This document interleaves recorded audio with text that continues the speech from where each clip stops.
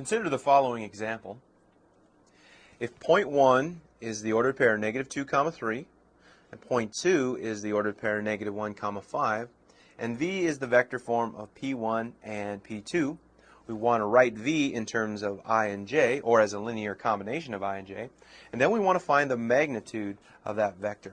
And you see for part A here, I have our V formula written out.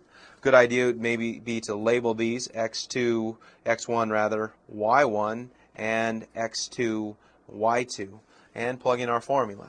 So V in this case will be x2, which is a -1, minus x of 1, remember that's a 1, minus -2, the quantity, times I, plus y2, which is 5, minus y1, which is 3, times J. So when we clean this up, -1 plus 2 will give us 1 times I plus 2J. And so we've done it. We now have our vector V in terms of I and J.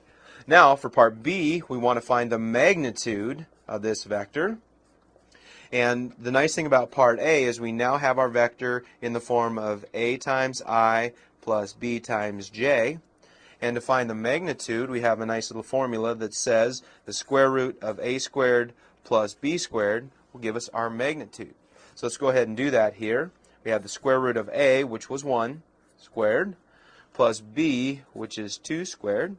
And so from this, we'll have the square root of 5. So we can say that the magnitude of this vector is equal to the square root of 5. So we've done it. We have our vector in terms of I and J, and we found the magnitude of that vector.